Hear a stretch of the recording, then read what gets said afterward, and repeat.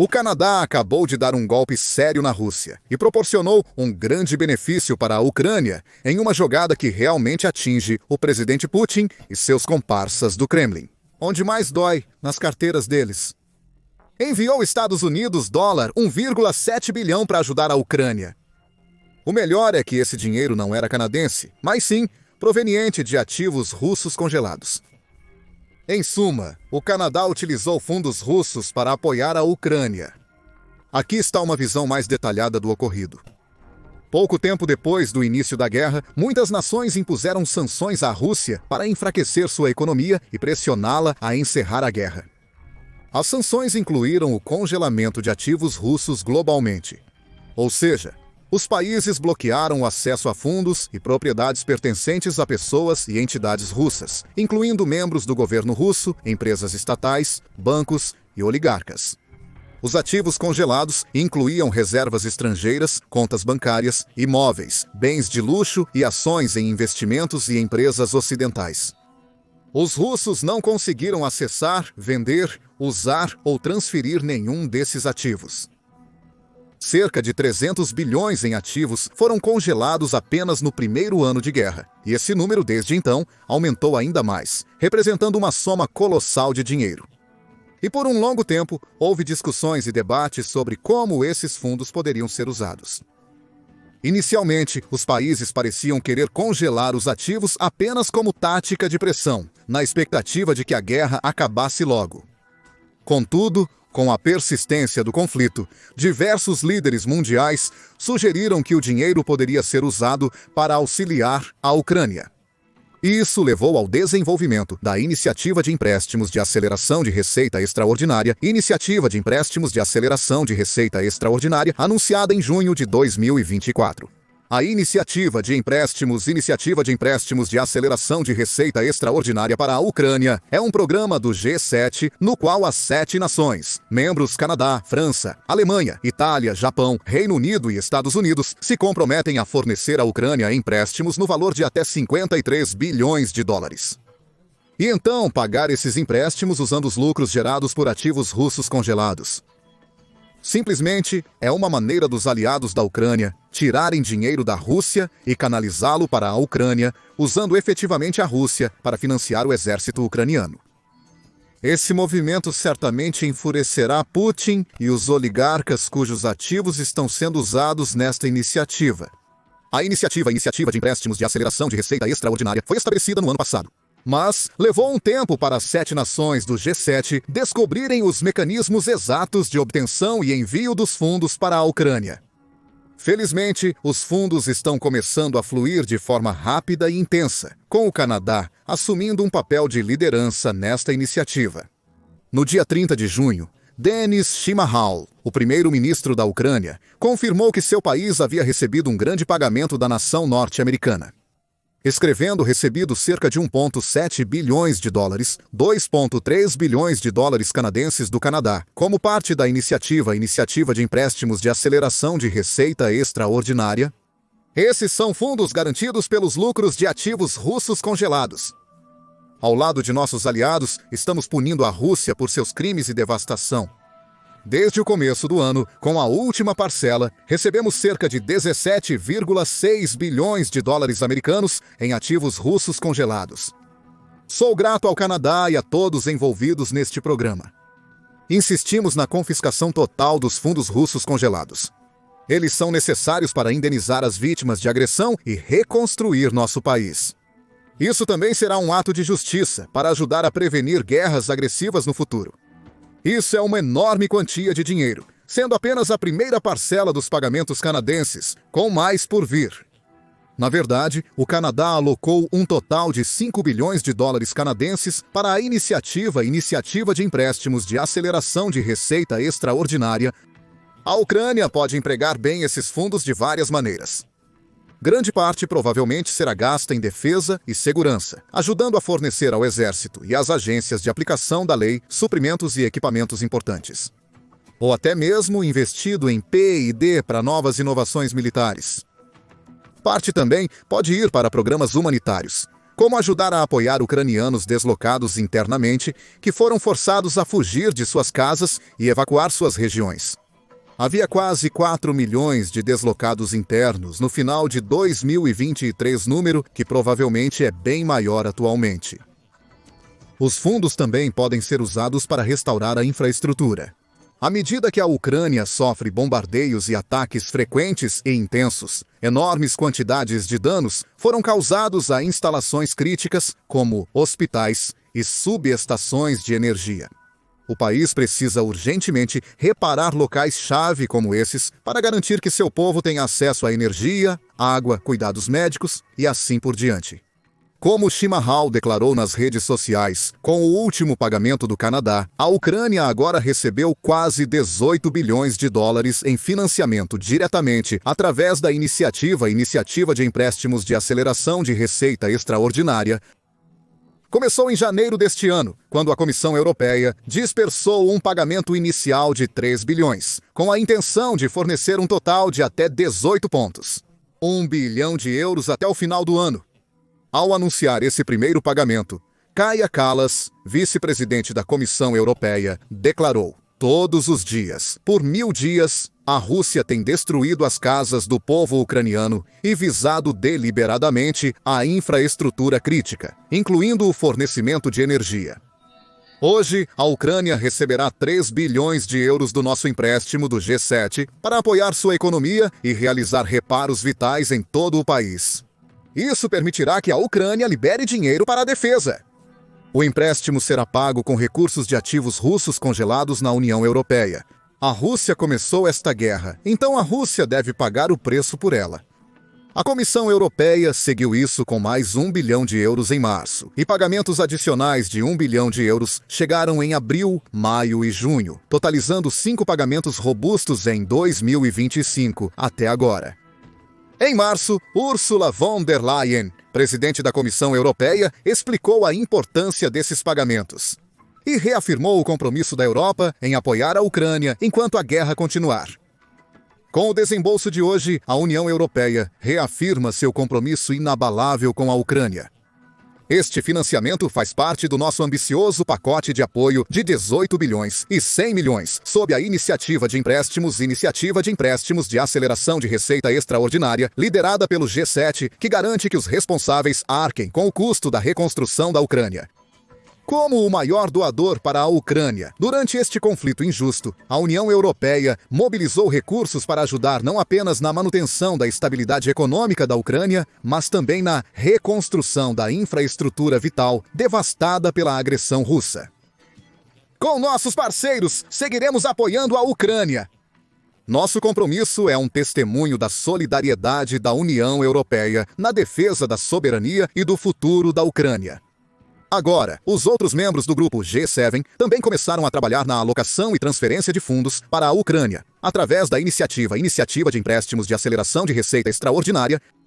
No dia 5 de junho, o Japão e a Ucrânia firmaram um acordo de empréstimo com mais de 3 bilhões de euros sendo enviados do Japão para apoiar a economia ucraniana, reparos e reestruturação de infraestrutura militar e crítica. Expressando a gratidão de sua nação pela generosidade do Japão, o ministro das Finanças da Ucrânia, Sergei Marchenko, afirmou que o Japão é um dos principais parceiros da Ucrânia.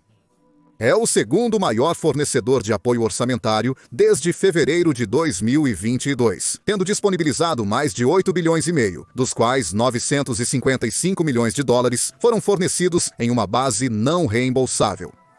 Sou grato pela continuação desta assistência de importância crítica.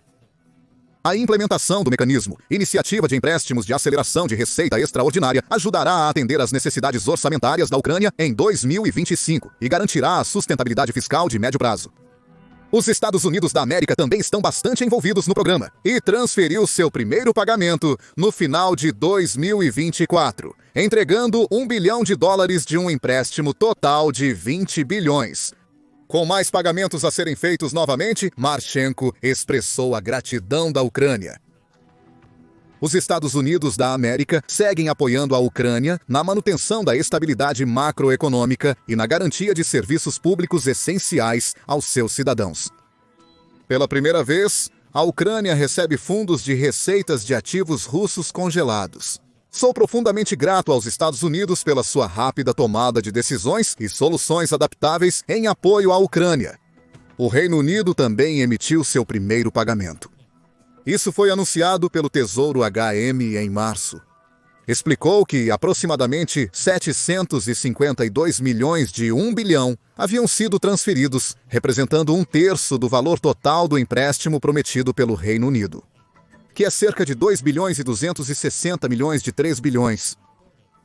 Rachel Reeves, a chanceler do Tesouro do Reino Unido, disse: "Neste mundo transformado, a Ucrânia necessita mais do que nunca do nosso apoio como parceiro confiável para assegurar a paz após a invasão não provocada da Rússia."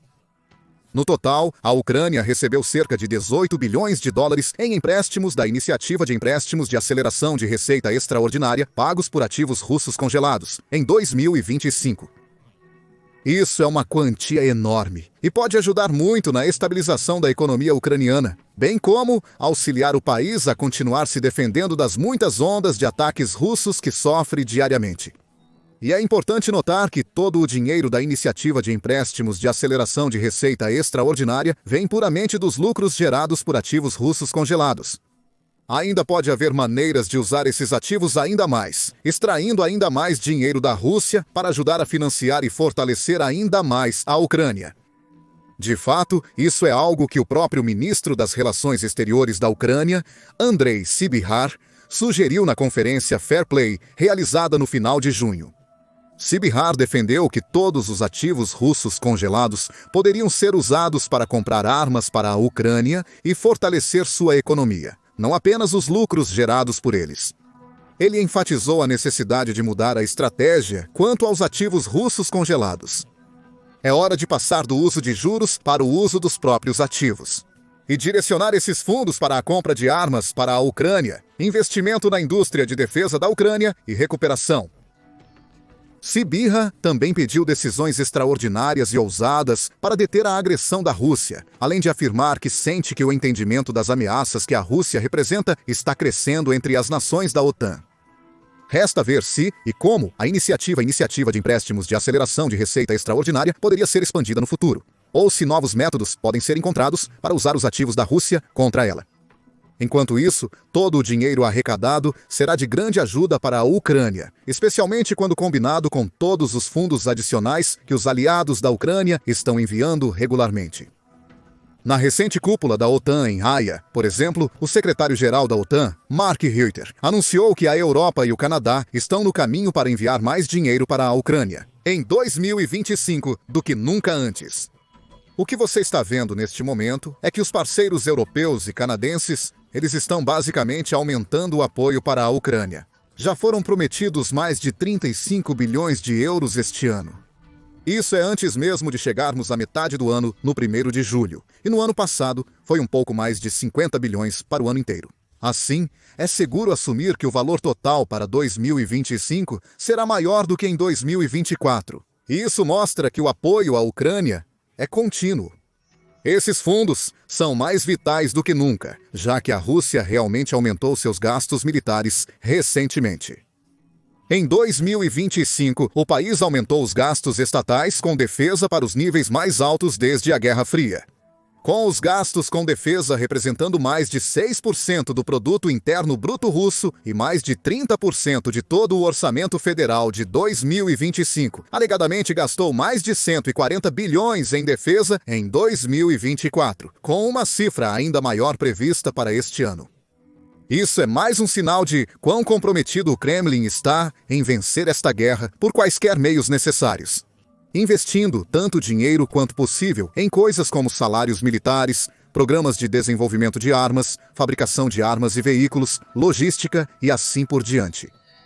Segundo estatísticas recentes da Global Firepower, o orçamento de defesa russo é muito superior ao ucraniano, com a Rússia também ostentando um exército significativamente maior e um número muito maior de tanques, veículos blindados, jatos de combate e outras peças importantes de hardware para usar em sua invasão em andamento. Perante o forte avanço russo, a Ucrânia não pode depender somente de sua economia e capacidades internas para se manter. Ela precisa de financiamento e apoio de seus aliados. E é inspirador ver o quão dispostos e determinados esses aliados continuam a ser em ajudar a Ucrânia a defender sua terra e a combater os invasores, através de pacotes de ajuda, empréstimos, iniciativa de empréstimos de aceleração de receita extraordinária e outros métodos. Claro, cada dólar enviado para a Ucrânia conta da mesma forma, não importa de onde venha ou como foi arrecadado. Seja através de empréstimos, iniciativa de empréstimos de aceleração de receita extraordinária ou pagamentos mais diretos de aliados, como os Estados Unidos da América, Canadá e outros. Contudo, os fundos dos empréstimos e iniciativa de empréstimos de aceleração de receita extraordinária devem ser especialmente gratificantes para os ucranianos, sabendo que eles são retirados diretamente das mãos e posses dos oligarcas russos e entidades que procuram oprimi-los. Cada pagamento é quase uma dupla vitória para a Ucrânia. Eles não estão apenas recebendo mais dinheiro para investir em reparos, infraestrutura, defesa e estabilidade econômica, mas também tirando dinheiro da Rússia. Isso é especialmente importante agora, visto que relatórios recentes indicam que a economia russa está em estado crítico. Na verdade, está ficando tão ruim que até mesmo o próprio Putin está lutando para manter a ilusão de que tudo está bem. Como chefes de bancos líderes e até mesmo o ministro russo para o desenvolvimento econômico têm soado o alarme sobre os riscos do contínuo, imprudente e exorbitante gasto da guerra. O ministro Maxim Reshetnikov soltou uma bomba no recente Fórum Econômico Internacional de São Petersburgo. Com base no sentimento empresarial atual, parece-me que estamos à beira de uma transição para a recessão. Isso não deve surpreender ninguém que esteja acompanhando a guerra e seu impacto na economia russa. Ainda assim, é ótimo ver uma figura pública tão importante fazer essa declaração, já que os ministros russos geralmente têm que seguir a propaganda de Putin e fingir para o público que tudo está melhor do que realmente está. Para piorar a situação de Putin, Elvira Nebulina, chefe do Banco Central Russo, ecoou as preocupações de Reshetnikov. Ela explicou que a economia russa conseguiu lidar nas fases iniciais da guerra, utilizando recursos gratuitos como mão de obra, banco, reservas de capital e ativos líquidos do Fundo Nacional de Riqueza da Rússia. Mas alerta que esses recursos estão se esgotando rápido. Estamos crescendo rapidamente há 2 anos devido ao uso de recursos de mão de obra gratuita. Mas é preciso entender que muitos desses recursos de fato se esgotaram. Devemos conceber um novo modelo de crescimento. As estatísticas comprovam isso. O Fundo Nacional de Bem-Estar da Rússia tinha um total impressionante de cerca de 113 bilhões no início de 2022, antes da guerra começar. Em 1º de junho de 2023, ele caiu para 36,4 bilhões de dólares americanos, seu nível mais baixo desde 2019. Isso mostra o quanto de dinheiro a Rússia retirou do fundo para apoiar sua guerra e estabilizar sua economia, para lidar com as diversas sanções impostas por países ao redor do mundo. Muitas outras estatísticas são desagradáveis para o presidente Putin. Enquanto a taxa de desemprego do país caiu para mínimos históricos de 2,3%, há uma escassez de mão de obra de 2 milhões de pessoas.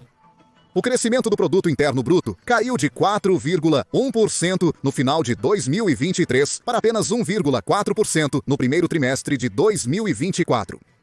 Os lucros empresariais caíram 1/3 no total e cerca de metade nos setores de petróleo e gás, grandes contribuintes para a economia russa. O crescimento industrial também estagnou.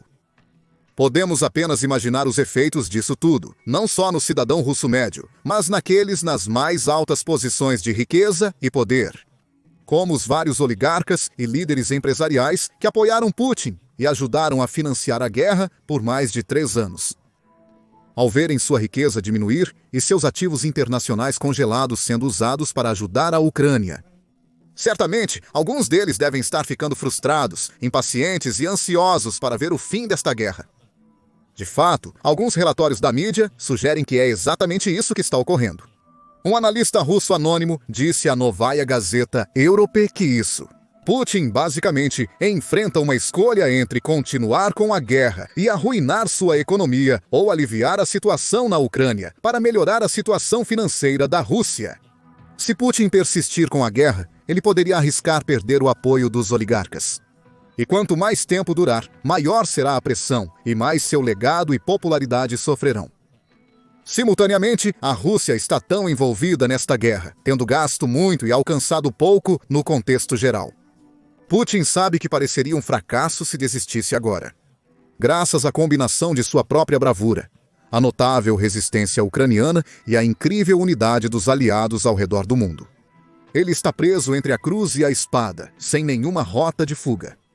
Com fundos fluindo livremente para a Ucrânia e a Rússia gastando níveis recordes em seu exército, há pouca chance de a guerra acabar tão cedo. Provavelmente continuará a se intensificar. Incontáveis! Mais baixas serão adicionadas ao saldo russo, que já é estimado em mais de 1 milhão, com mais de 250 mil mortes. E mais dinheiro russo será perdido, enfraquecendo a economia e a posição de Putin cada vez mais a cada dia que passa. No futuro, isso pode ser o bastante para obrigar o presidente russo a negociar novamente, engolir seu orgulho e aceitar um cessar-fogo. Enquanto isso, o G7 continuará usando os próprios ativos da Rússia contra ela, e a Ucrânia só ficará mais forte. Veja agora nosso vídeo com detalhes sobre os recentes avanços da Ucrânia na libertação da Crimeia. Ou descubra quão ruim realmente é a crise econômica russa em nossa análise do recente anúncio de Putin para cortar os gastos militares em 2026. Não se esqueça de se inscrever no nosso canal de notícias confiáveis para mais relatórios aprofundados e atualizados sobre a guerra e outros conflitos globais.